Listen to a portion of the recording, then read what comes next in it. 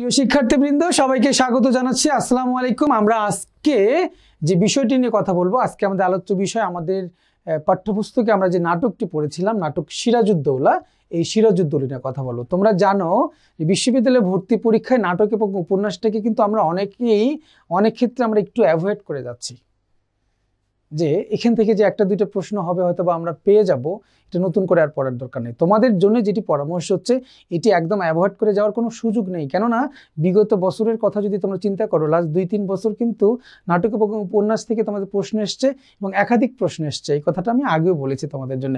So অবশ্যই তোমরা গুরুত্ব দিয়ে পড়বা, কেননা 2-3টি প্রশ্ন কিন্তু অনেক বেশি সেই অর্থে। যাই হোক, আমরা আসছি আলোচনায়। সিরাজউদ্দৌলা লিখেছেন সিকান্দার আবু জাফর। আমরা শুরুতেই লেখক পরিচিত অংশ থেকে কথা বলতে চাই। সিকান্দার আবু জাফর, দেখো সিকান্দার আবু জাফর, অনেক জায়গায় কিন্তু বানানটি এভাবে লেখা আছে সিকান্দার, এভাবে লেখা আছে তোমাদের সিকান্দার। হ্যাঁ, তো তোমরা সিকান্দার আবু জাফর এই বানানটি দিবা, সিকান্দার আবু জাফর। দেখো সিকান্দার আবু জাফরের জন্মগ্রহণ করেন হচ্ছে সাতক্ষীরা জেলায়। কোন উপজেলা? তালা উপজেলা। এটি খুব ইম্পর্টেন্ট তোমাদের জন্য, তালা উপজেলা। একটু খেয়াল করে দেখো, 1918 সালে। কোন গ্রাম? গ্রামের নাম হচ্ছে তেতুলিয়া গ্রাম। সিকান্দার আবু জাফরের পরিচয় তোমরা জানো। সিকান্দার আবু জাফর মূলত ছিলেন সাংবাদিক। সিকান্দার আবু জাফরের পেশা ছিল কি? সাংবাদিক। যদি প্রশ্ন আসে সিকান্দার আবু জাফর কোন পেশা কি ছিল? পেশা ছিল হচ্ছে সাংবাদিক। প্রিয় শিক্ষার্থীবৃন্দ, তোমরা জানো সিকান্দার আবু জাফরের যে একটি সম্পাদিত পত্রিকা ছিল, সম্পাদিত পত্রিকাটির নাম হচ্ছে মাসিক সমকাল।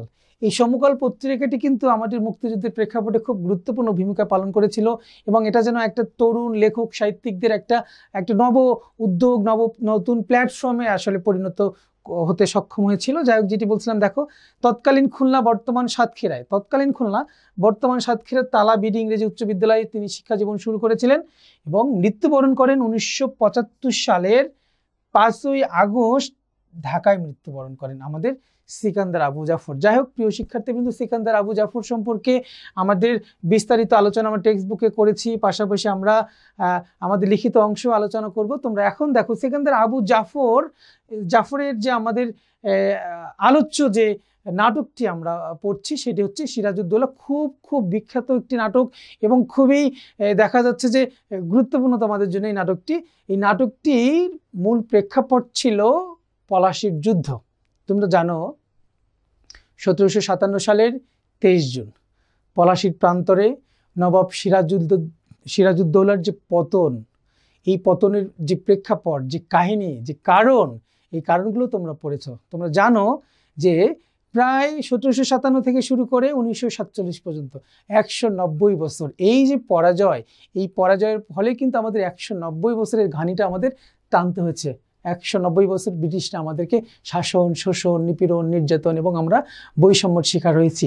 এবং এটি যেন এই স্বাধীনতার সূর্য যেন আমরা আসলে নিজের হাতে যেন আসলে ব্রিটিশদের যে পতাকা, সেই ব্রিটিশদের পতাকা যেন আমরা এই নিজ হাতে যেন উড়িয়েছি। এটি আমাদের জন্য যে কত বড় একটি অঘটন, আমাদের এই ভূখণ্ডের জন্য কত বড় এক ধরনের আমাদের জন্য কি বলা যায়, এটি নেতিবাচক প্রভাব আমাদের এই উপমহাদেশে পড়েছিল, সেটির প্রেক্ষাপটও তোমরা জানো, সেটির কাহিনীও তোমরা জানো। যাই হোক, যেটি বলছি একটু দেখো, আমরা আমাদের টেক্সট বুকের যে নির্ধারিত আলোচনা, সেই আলোচনাটুকুই করতে চাই। দেখো পলাশী যুদ্ধের যে পটভূমি, এই পটভূমি অনেক বিশাল পটভূমি, অনেক বড় আলোচনা। তো যাই হোক, আমরা সংক্ষেপে আলোচনার জন্য যে অংশটুকু তোমাদের স্লাইডে দেখানো হচ্ছে, একটু খেয়াল করে দেখো।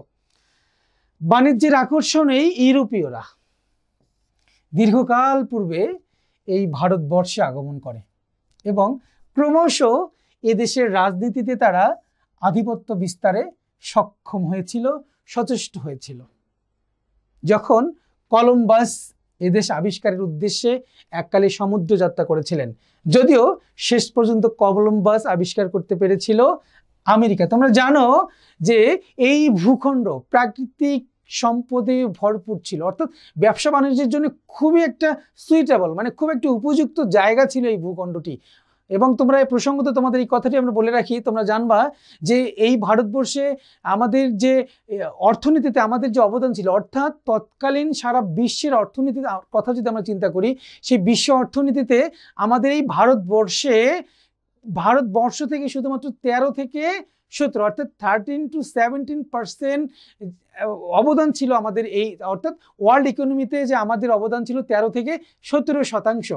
অর্থাৎ তোমরা নিজেরাই চিন্তা করো তাহলে এই ভারতবর্ষ ব্যবসা বাণিজ্যের জন্য কত বেশি পরিমাণে উপযুক্ত একটা জায়গা ছিল। অর্থাৎ ঈশ্বর সৃষ্টিকর্তা স্রষ্টা যেন নিজ হাতেই প্রাকৃতিক সম্পদের আধারে পরিণত করেছিলেন এই অংশটি। যাই হোক, যেটি বলছি যে প্রেক্ষাপটে আমরা আবারও চলে আসি। দেখো, এই উদ্দেশ্যে কিন্তু মূলত ব্যবসা বাণিজ্যের উদ্দেশ্যে কিন্তু কলম্বাস এই ভারতবর্ষে আগমনের জন্য যাত্রা শুরু করেছিলেন। পরবর্তী সময় তোমরা জানো উনি আসলে পরবর্তী সময় ভারতবর্ষ আবিষ্কার না করে উনি ভুলক্রমে আমেরিকায় চলে যান এবং আমেরিকা আবিষ্কার করে ফেলেন। দেখো, এরপরে দেখো ইতিহাস থেকে আমরা আরো জানতে পাই যে পর্তুগিজ নাবিক ভাস্কো দা গামা এবং বেনিয়া, উনি মূলত বেনিয়া মানে ব্যবসায়ী ছিলেন। হ্যাঁ, বেনিয়া শব্দের অর্থটি তোমরা জানো যে পর্তুগিজ নাবিক এবং বেনিয়া ভাস্কো দা গামা ভারতে পৌঁছেছিলেন কত সালে? 1498 সালে। কত সালে?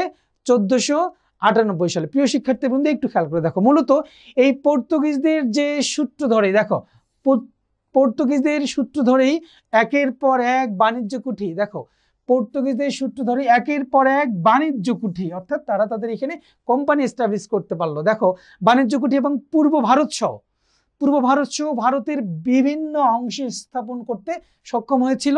এবং এরা কিন্তু শুধু ব্যবসা বাণিজ্য না, এরা কিন্তু অনেকেই দস্যু বৃত্তিতেও লিপ্ত ছিল। তোমরা এটি জেনে থাকবে। প্রিয় শিক্ষার্থী বন্ধু, একটু খেয়াল করে দেখো, পরবর্তী সময় আমরা দেখি যে 1632 সালে তৎকালীন বাংলার সুবেদার যুবরাজ শাহ সুজার সম্মতি পেয়ে ইংরেজরা হুগলিতে কারখানা স্থাপনের অনুমতি পায় এবং এটিই কিন্তু মূলত তাদের সূচনা। হ্যাঁ, দেখো এর ধারাবাহিকতা কি হয়েছিল? এর ধারাবাহিকতায় 1698 সালে ইংরেজরা সুতান্টি, গোবিন্দপুর এবং কলকাতা এই 3টি গ্রাম তারা ক্রয় করে ফেলে এবং পরবর্তী সময় এই 3টি গ্রাম নিয়েই কিন্তু কলকাতা নগরী গড়ে উঠেছিল। প্রিয় শিক্ষার্থীদের একটু খেয়াল করে দেখো, আমরা দেখি তৎকালীন মোগল সম্রাট ফারুক শিওরকে শল্য চিকিৎসার মাধ্যমে সুস্থ করে তোলেন ইংরেজ ডাক্তার হ্যামিল্টন। আর এর এই পুরস্কার হিসেবে ডাক্তারের অনুরোধে ইংরেজদের এদেশে অবাধ বাণিজ্যের ফরমান প্রদান করেন সম্রাট। অর্থাৎ আমাদের তৎকালীন মোগল সম্রাট ফারুক শিওর যে কত বড় ভুলটি করেছিলেন সেটি কিন্তু আমরা পরবর্তী 200-250 বছরে টের পেয়েছিলাম। একটু খেয়াল করে দেখো, যা ইংরেজদের বিনা শুল্কে বাণিজ্য, জমিদারি লাভ, এমনকি তারা নিজস্ব টাকশালও স্থাপন, টাকশাল হচ্ছে টাকা বানানোর যে মেশিন, টাকশাল স্থাপন, এমনকি দেখো কি বলেছিল, তারা দেশীয় কর্মচারীদের বিচার করার ক্ষমতাও প্রদান করেছিল। অর্থাৎ এত বেশি ক্ষমতা তাদেরকে দেয়া হয়েছিল যে যেটি কিনা পরবর্তী সময় আমাদের অধপতনের কারণ হয়ে দাঁড়িয়েছিল এবং আমরা অনেকটা দেখা যাচ্ছে কি তাদেরকে আমন্ত্রণ জানিয়ে আমরা এই দেশে নিয়ে আসলাম। একটু খেয়াল করে দেখো প্রিয় শিক্ষার্থীবৃন্দ, এর পরবর্তী সময়ের ঘটনা জানো তোমরা, কিন্তু মুঘল সম্রাটদের যেই ফরমান, অর্থাৎ দিল্লি থেকে মুঘল সম্রাটদের এই ফরমান জারি হলেও তৎকালীন বাংলার শাসনকর্তা, এই ভূখণ্ডের শাসনকর্তা মুর্শিদ কুলি খাঁ, সুজাউদ্দিন খাঁ এবং সরফরাজ খাঁ, আলিবর্দী খাঁ, নামগুলো তোমাদের একটু খেয়াল রাখতে হবে। কি? মুর্শিদ কুলি খাঁ, সুজাউদ্দিন খাঁ, সরফরাজ খাঁ, আলিবর্দী খাঁ। তাদের নিজ নিজ এলাকায় এতই শক্তিশালী ছিল যে তারা কেউই এই মুঘল বাদশার যে ফরমান, এই অন্যায় ফরমান, মূলত এটি অন্যায় ফরমান, এই বিশেষণটি অবশ্যই তোমাদের খেয়াল রাখতে হবে। এই ফরমানটি অবশ্যই অন্যায় ফরমান ছিল। এই ফরমানটা কিন্তু এই বাংলার সুবেদাররা মানতে রাজি হননি। আর এ থেকেই মূলত কি দেখো, এ থেকে ইংরেজদের সঙ্গে বাংলার নবাবদের ঘন ঘন সংঘর্ষ, লড়াই চলতে থাকে। দেখো, এবং লড়াই চলতে থাকে এবং এই সকল লড়াই কিন্তু ইংরেজরা বারংবার তারা কি হয়, পরাজিত হয়েছিল। তোমরা জানো সময়ের প্রেক্ষাপটে আমাদের নবাব সিরাজউদ্দৌলাকে অল্প বয়সেই সিংহাসনে আরোহণ করতে হয় এবং এর পর থেকেই ইংরেজরা সিরাজের বিরুদ্ধে ব্যাপকভাবে একের পর এক লড়াই এবং ষড়যন্ত্রে লিপ্ত হন। মূলত তোমরা জানো ইংরেজরা নবাব সিরাজউদ্দৌলাকে কোনোভাবেই মেনে নিতে পারেনি। শুধু ইংরেজরা না, তৎকালীন তোমরা জানো নবাবের যে প্রধান সেনাপতি মীর জাফর আলী খাঁ, তার আপন খালা ঘসেটি বেগম, তার অমাত্য, তার মন্ত্রীবর্গ এবং অনেক বড় বড় ব্যবসায়ীরা তারা কিন্তু এই ষড়যন্ত্রে লিপ্ত হয় এবং তাদের ষড়যন্ত্রের ফলে কিন্তু বাংলার স্বাধীনতার সূর্য প্রায় 200 বছরের জন্য অস্তমিত হয়েছিল। প্রিয় শিক্ষার্থীবৃন্দ, এখন একটু খেয়াল করি আমরা।